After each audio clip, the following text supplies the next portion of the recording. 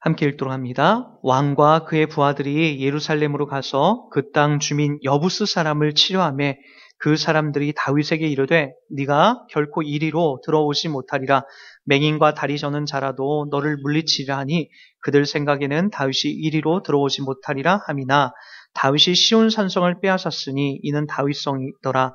그날에 다윗이 이르기를 누구든지 여부스 사람을 치거든 물 깃는 대로 올라가서 다윗의 마음에 미워하는 다리 저는 사람과 맹인을 치라 하였으므로 속담이 되어 이르기를 맹인과 다리 저는 사람은 집에 들어오지 못하리라 하더라. 다윗이 그 산성에 살면서 다윗성이라 이름하고 다윗이 밀로에서부터 안으로 성을 둘러 쌓으니라. 다윗 만군의 하나님 여호와께서 함께 계시니 다윗이 점점 강성하여 가니라. 아멘. 지금 우리는 사무엘하 5장에 들어와서 이미 다윗은 이스라엘의 전체의 왕으로 등극하고 우리가 5장 1절부터 5절 사이에 다윗은 한 번 더 이스라엘 왕으로서 기름 부음을 받는 그 자리까지 이르게 됩니다. 자, 그런데 6절에 와서 아주 이스라엘 전체 지형에 가장 높은 지형이 어디냐면은 이제 예루살렘이에요. 여기서 이제 시온산으로 나오는데 이 시온산 예루살렘이 상당히 난공불락입니다. 외부에서도 이곳을 점령하여 나가는 것이 상당히 어려워요. 그러니까 높은 곳임에도 불구하고 아주 요충지가 전쟁을 하기 아주 최적화된 곳이 이 예루살렘이고 이 시온산으로 불리는 그 지형이 되는 거죠. 근데 그곳에 지금 아직까지 누가 있냐면은 다윗이 이스라엘 다 통일을 했지만 다 다윗이 왕이 되는 것을 이제 허락을 받았지만 그 시온산 꼭대기에 예루살렘 꼭대기에 누가 있었냐면 여부스 사람들이 있었어요. 이 여부스는 함의 후손이에요.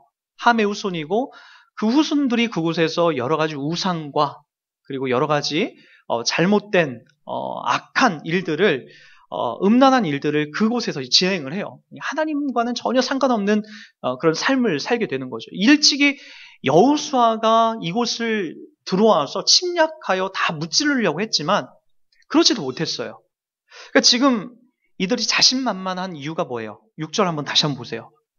왕과 그의 부하들이 예루살렘으로 가서 그 땅 주민 여부스 사람을 치료하며 그 사람들이 다윗에게 이르되 네가 결코 이리로 들어오지 못하리라. 맹인과 다리 저는 자라도 너를 물리치리라 하니 그들 생각엔 다윗이 이리로 들어오지 못하리라 함이니라. 어떤 식으로 지금 여부스 사람들이 다윗을 놀리는지 알겠죠? 눈먼 맹인과 다리 쩔뚝발이 장애를 갖고 있는 사람이라도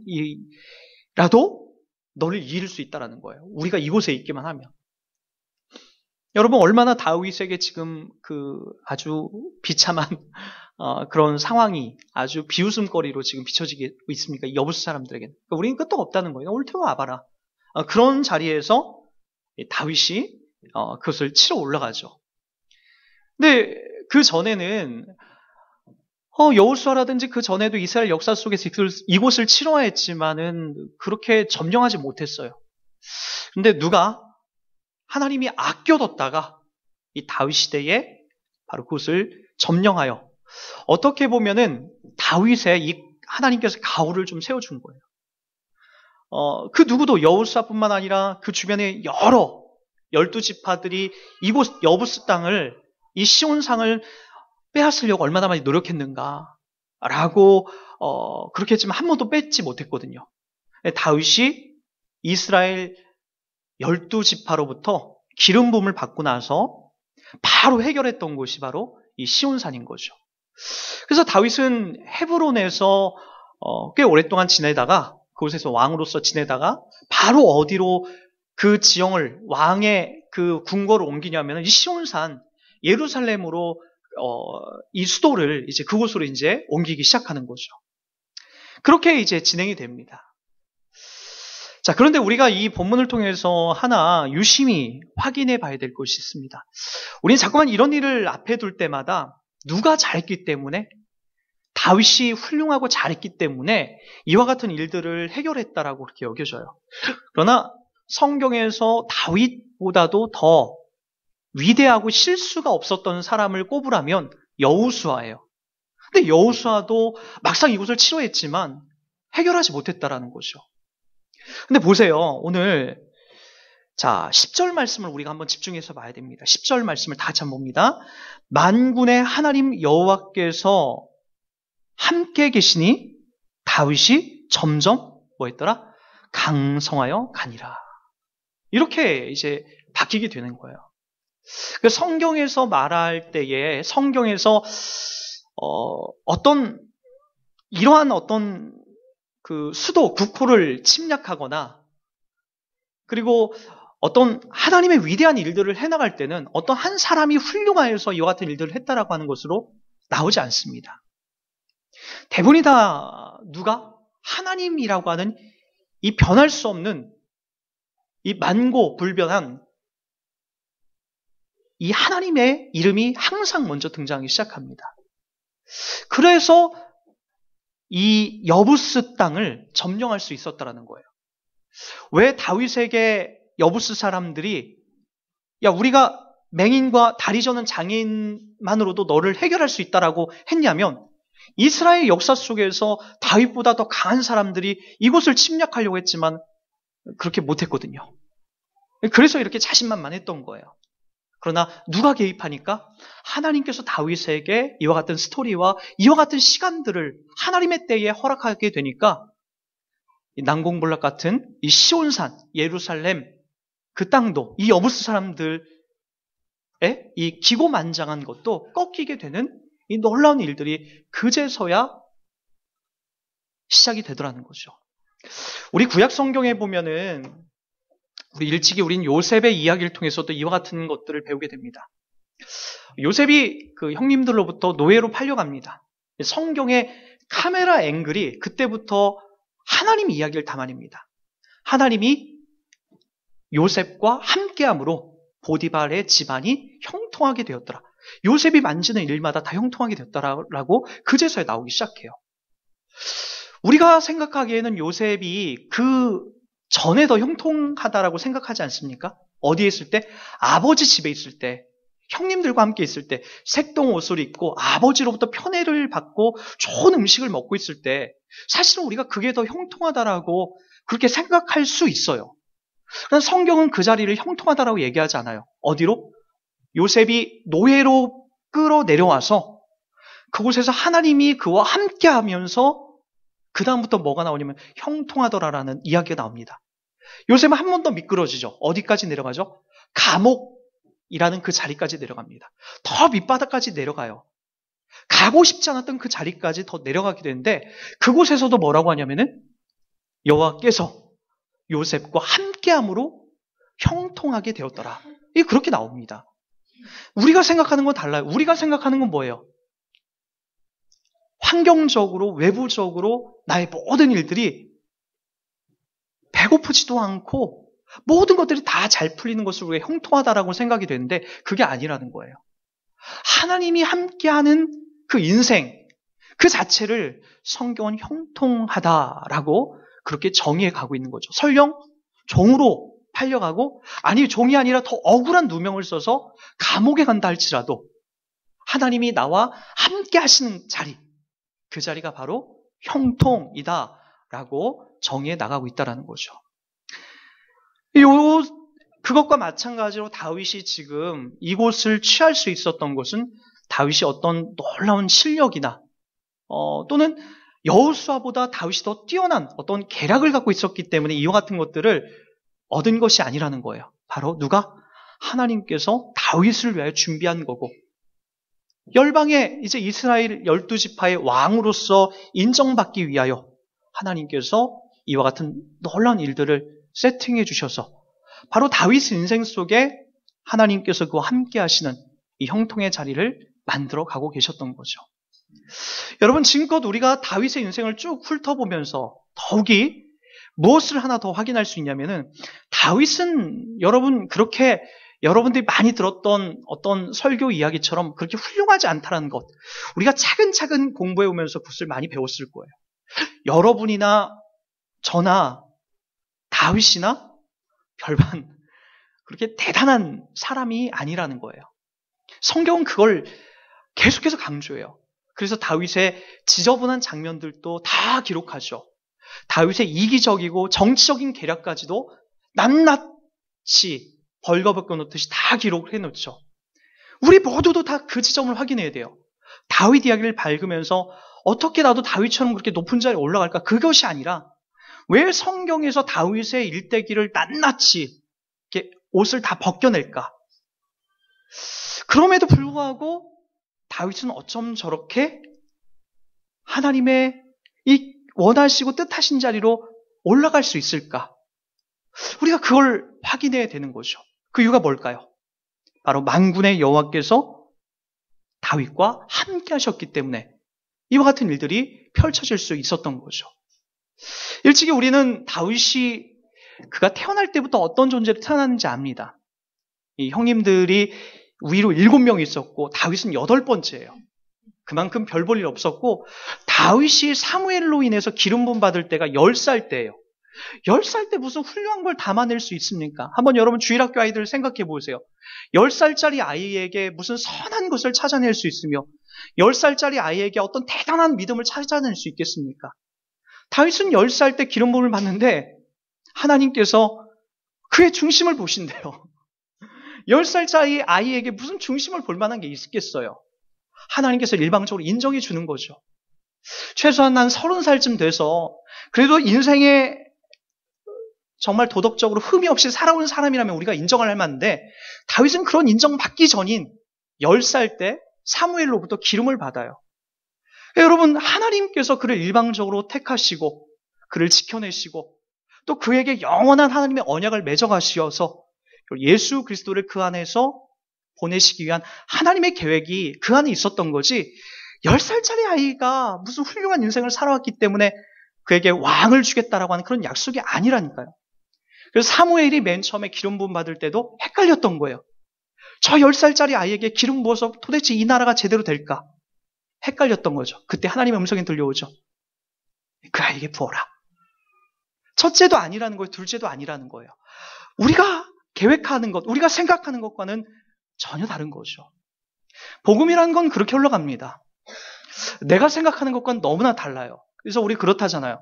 천국에 가서 이 다음에 우리가 가장 많이 헷갈릴 것은 와야 될 분들은 안 오고 전혀 생각지 않은 분들이 와 있다라는 거예요.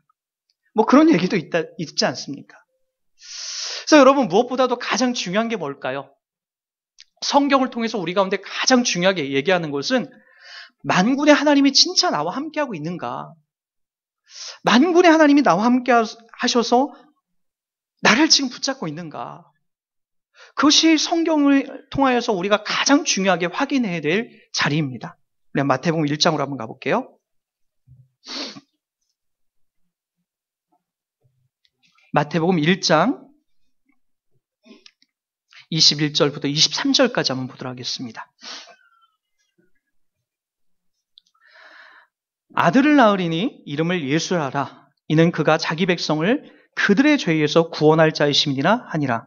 이 모든 일이 된 것은 주께서 선지자로 하신 말씀을 이루려 하심이니 이르시되 보라 처녀가 잉태하여 아들을 낳으리니 그의 이름을 임마누엘이라 하리라 하셨으니 이를 번역한즉 하나님이 우리와 함께 계시다 함이라.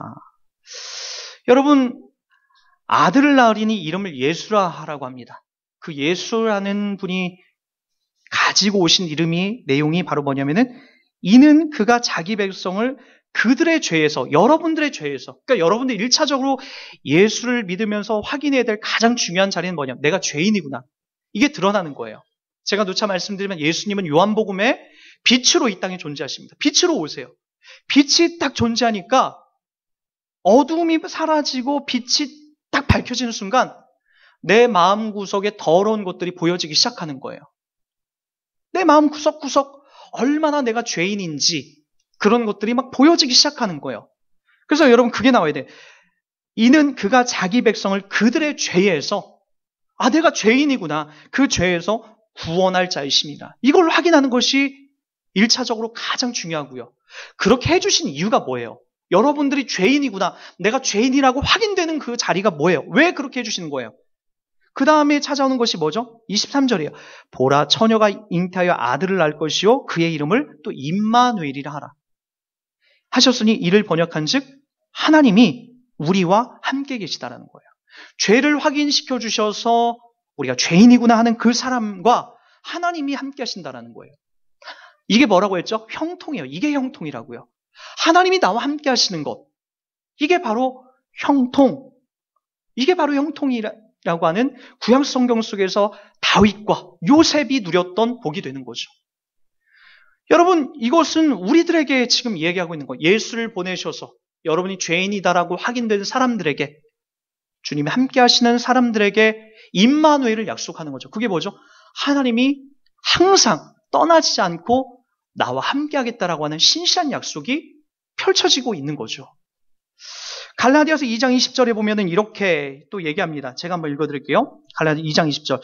내가 그리스도와 함께 십자가에 못 박혔나니 그런즉 이제는 내가 산 것이 아니요 오직 내 안에 그리스도께서 사시는 것이라. 이제 내가 육체 가운데 사는 것은 나를 사랑하사 나를 위하여 자기 자신을 버리신 하나님의 아들을 믿는 믿음 안에서 사는 것이라. 뭐라고요? 내가 그리스도와 함께 십자가에 못 박혔나니 그런즉 이제는 내가 사는 것이 아니라는 거예요. 내 안에 누가 산다고요? 내 안에 그리스도께서 사시는 거라고 얘기하고 있습니다. 임마누엘의 은혜가 있는 사람, 예수를 통해서 내가 죄인이라고 여기는 사람은 내 안에 누가 사시는 거라고 얘기합니다. 그리스도가 함께 산다라고, 내 안에 들어와 산다라고 이야기하고 있더라고요. 근데 여러분, 우리는 우리의 현실 속에서 이걸 잘 캐치를 못합니다. 진짜 내가 그리스도와 함께 사는 건가? 왜요? 왜 여러분들이 그거에 자신 없는 거죠? 현실 때문에 그래요. 현실적으로 여러분들이 보기에 별로 형통해 보이지가 않거든요. 기도한 대로 응답되지 않거든요. 여러분 삶 속에서 여러 가지 연약한 모습들이 막 나오거든요. 그러다 보니까 뭐냐면은 그리스도를 내가 교회나 와서 집에서 또 간절히 기도해야 그때 내 안에 오시는 것 같지? 그때 내가 정결해지는 것 같지? 내 안에 항상 사는 거는 같지 않다라는 거예요. 여러분 솔직하게 안 그렇나요? 일상 속에서 화장실 가고 밥 먹고 수다 떨고 여러 가지 일들 하는 그 일들 속에서 하나님이 나와 함께하는 것처럼 느껴져요. 근데 성경은 뭐라고 얘기하냐면은 하나님이 여러분과 함께 한다라고 하는 임마누엘의 약속이 뭐죠? 하나님이 너희와 항상 함께하는 거예요. 항상. 마태복음 28장 20절에도 내가 세상 끝날까지 너희와 가끔 함께하겠다라고 하지 않고 항상 함께하겠다라는, 언제나 어디서나 그렇게 하나님이 약속하시고 계세요. 우리 안에 사시는 거죠. 우리 위에, 우리 안에 떨려 뗄 수 없는 그 안에 함께하고 계시는 거예요. 그분이 들어오셔서. 여러분, 그러나 우리의 현실적인 상황 속에서는 여전히 연약함과 내 응답이 안 되는 그런 일들 때문에 하나님이 함께하는 것처럼 느껴지지 않는 거죠. 하나님은 여러분과 함께 하신다는 거예요. 신앙이라는 것은요, 여러분들의 감정 유무에 의해서 흔들리는 게 아니에요.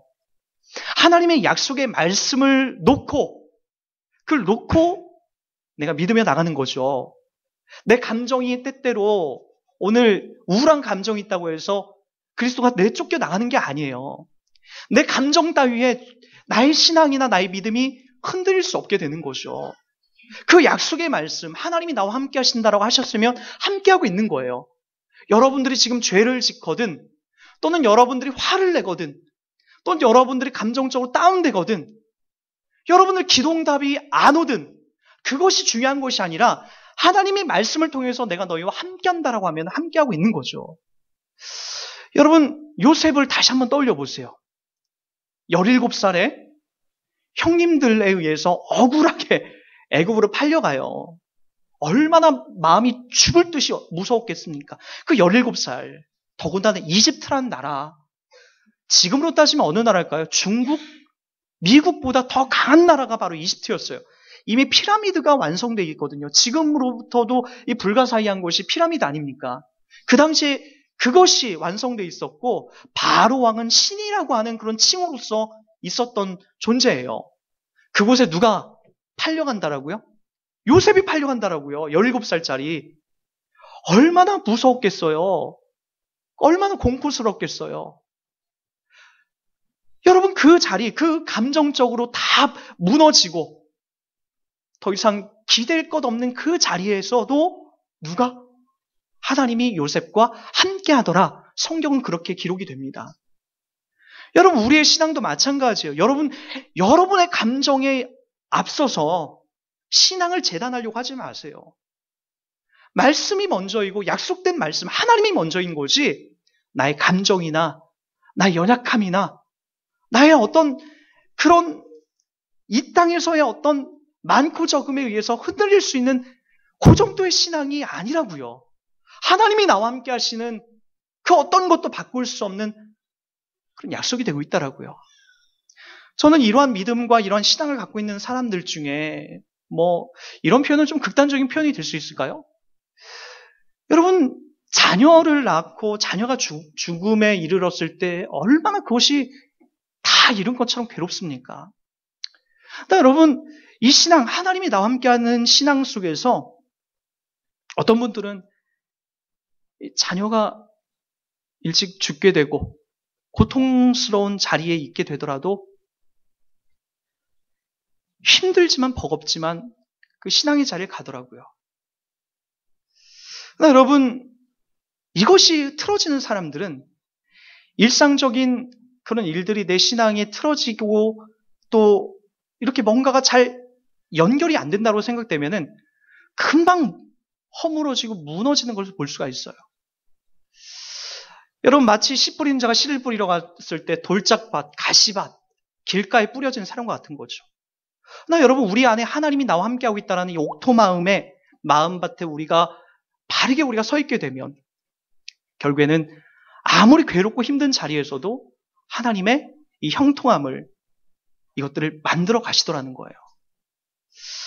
여러분, 다윗의 인생 속에서는 그것이 빛났던 거죠.